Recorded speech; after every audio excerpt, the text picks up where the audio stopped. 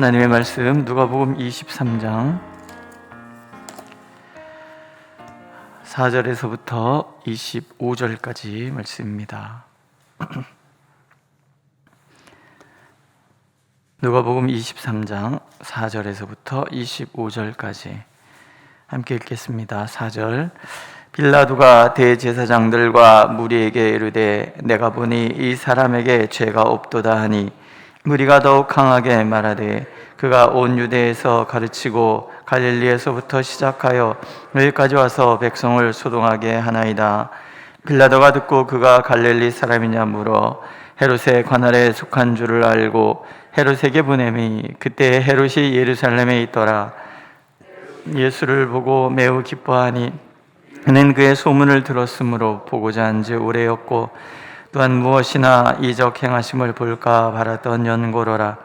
여러 말로 물으나 아무 말도 대답하지 아니하시니 대제사장들과 서기관들이 서서 힘써 고발하더라. 헤롯이 그 군인들과 함께 예수를 업신여기며 희롱하고 빛난 옷을 입혀 빌라도에게 도로 보내니 헤롯과 빌라도가 전에는 원수였으나 당일에 서로 친구가 되니라. 빌라도가 대제사장들과 관리들과 백성을 불러 모으고 이르되 너희가 이 사람이 백성을 미혹하는 자라 하여 내게 끌고 왔도다. 내가 너희 앞에서 신문하였으되 너희가 고발하는 일에 대하여 이 사람에게서 죄를 찾지 못하였고 헤롯이 또한 그렇게 하여 그를 우리에게 도로 보내었도다. 보라, 그가 행한 일에는 죽일 일이 없느니라. 그러므로 때려서 놓겠노라. 무리가 일제히 소리질러 이르되 이 사람을 없이 하고 바라바를 우리에게 놓아 주소서 하니 이 바라바는 성중에서 일어난 밀란과 살인으로 말미암아 옥에 갇힌 자로라. 빌라도는 예수를 얻고자 하여 다시 그들에게 말하되 그들은 소리질러 이르되 그를 십자가에 못 박게 하소서, 십자가에 못 박게 하소서 하는지라. 빌라도가 세 번째 말하되 이 사람이 무슨 악한 일을 하였느냐? 나는 그에게서 죽일 죄를 찾지 못하였나니 때려서 놓으리라 하니 그들이 큰 소리로 재촉하여 십자가에 못 박기를 구하니 그들의 소리가 이긴지라. 이에 빌라도가 그들이 구하는 대로 하기를 언도하고 그들이 요구하는 자 곧 밀란과 살인으로 말미암아 옥에 갇힌 자를 놓아주고 예수는 넘겨주어 그들의 뜻대로 하게 하니라. 아멘. 예수님께서 산헤드린 공회에서 심판을 받으시고 이제는 빌라도의 법정에 서십니다. 빌라도의 법정에서 또 헤롯 왕의 법정으로 다시 빌라도의 법정으로 만왕의 왕이신 예수께서 모든 것의 판단자, 주권자, 심판자 되신 예수께서 권세를 위임하신 세상의 법정에 그렇게 서시는 거예요. 지금 세상 모든 법정은 그들에게 부여한 권세를 제대로 사용하고 있는가를 심판자이신 하나님 앞에서 검증받는 시간이에요. 빌라도가 이렇게 얘기를 합니다. 내가 보니 이 사람에게는 죄가 없도다.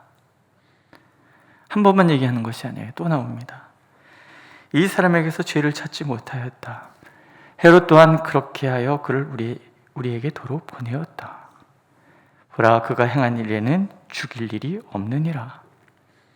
또 나는 그에게서 죽일 죄를 찾지 못하였나니 때려서 놓으리라.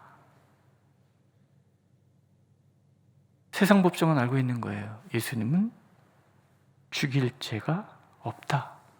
죄가 없다. 그러면 어떻게 해야 돼요? 석방. 이게 옳은 거예요. 근데 오늘 성경은 이렇게 얘기하죠.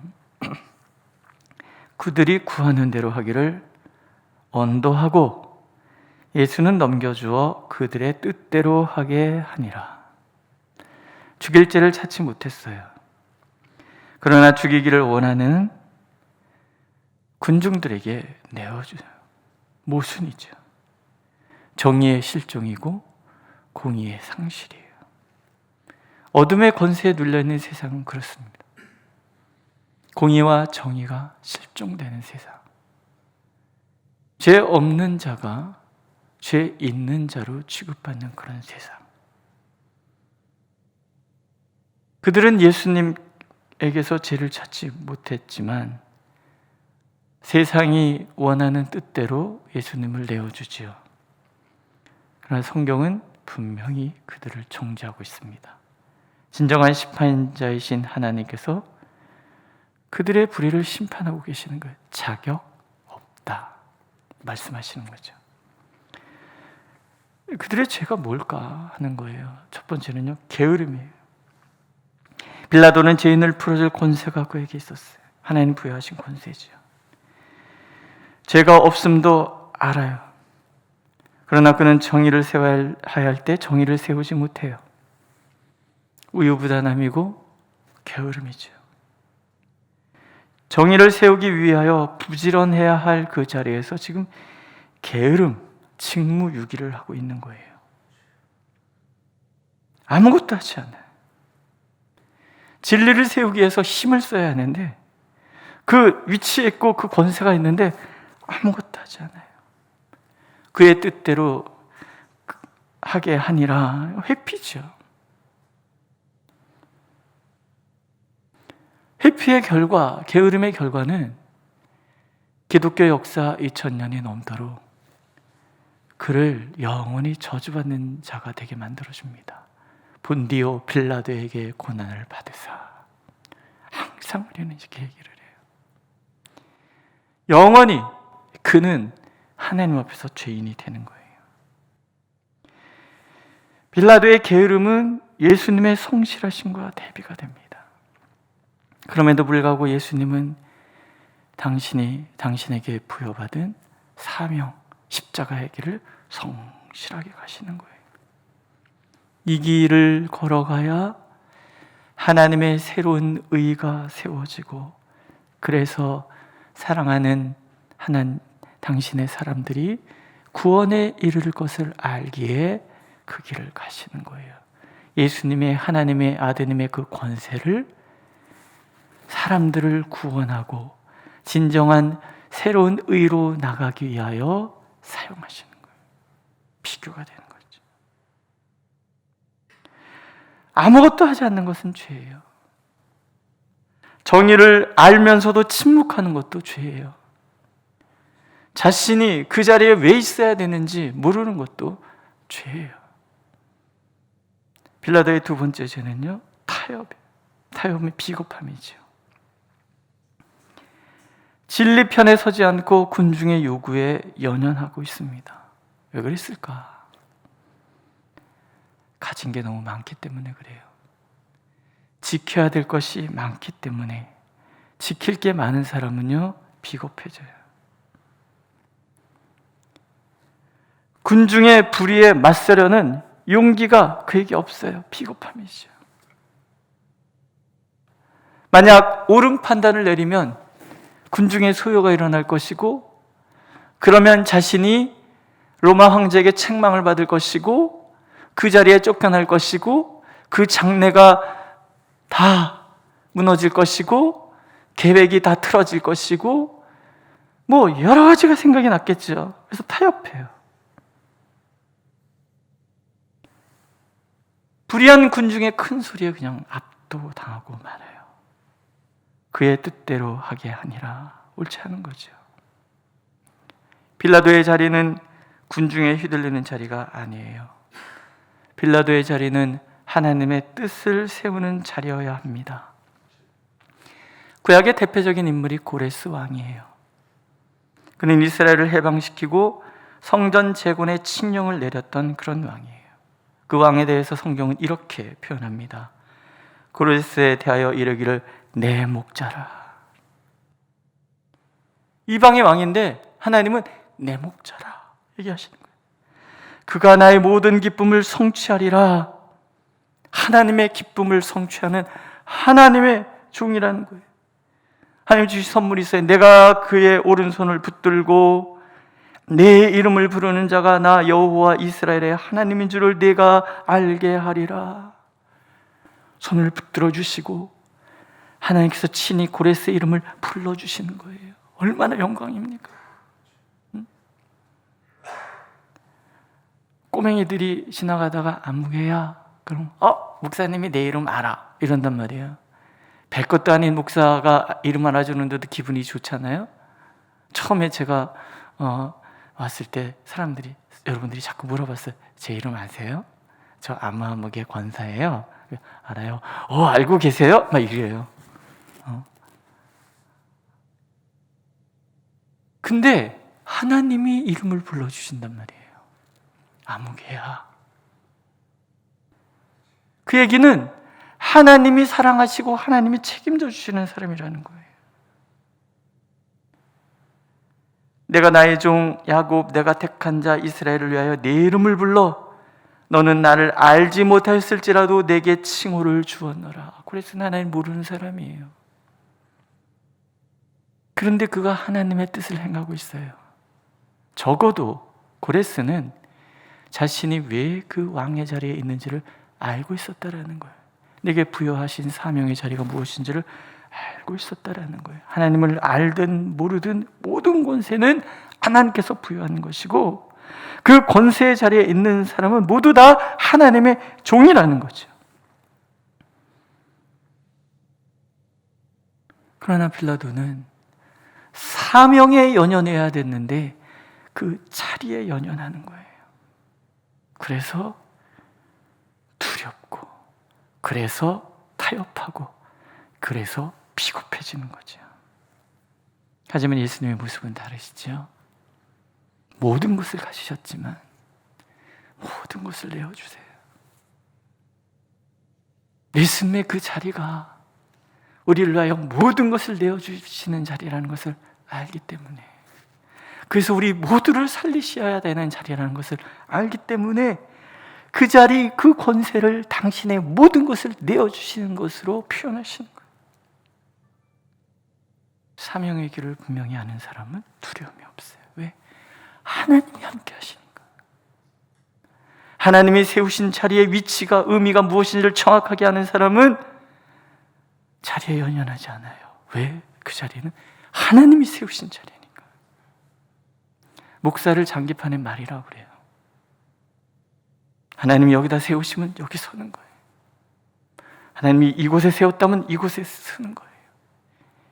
이 자리가 사람이 세운 자리가 아니라 하나님께서 세우신 자리인 것을 분명히 알면 자리에 연연하지 않아요. 오직 하나님만 바라보게 되는 거고요. 하나님께서 원하시는 것이 무엇인지를 바라보는 거죠. 우리 직분의 자리도 마찬가지입니다. 세 번째, 이것은 헤롯에 해당이 되는 거예요. 한 사람의 생명에 대한 존중이 없었다라는 거예요. 오늘 헤롯을 표현하는 말 중에서 조롱하다, 희롱했다라는 말이 나와요. 권세는 하나님께 주신 것이잖아요. 권세를 맡기신 이유는 군림하고 억압하라는 뜻이 아니지요. 한 생명도 억울한 일 당하지 않도록 지켜내라. 이게 하나님이 권세를 주신 이유예요. 그러나 헤롯은 지금 예수님을 업신여기고 희롱하고 있어요. 하나님인 줄 모르는 거죠. 옛날에 우리 암행어사들은 이렇게 옷을 허름하게 입고 가터 찌그러진 거 입고 그러고 다녔다 그러잖아요. 변장하고. 못 알아보는 거죠. 예수님이, 하나님이 인간의 몸으로 오셨기 때문에 못 알아보는 거예요. 권세는 있는데 영적 안목이 없어요. 그래서 업신여기고 희롱해요. 근데 예수님께만 그랬을까요?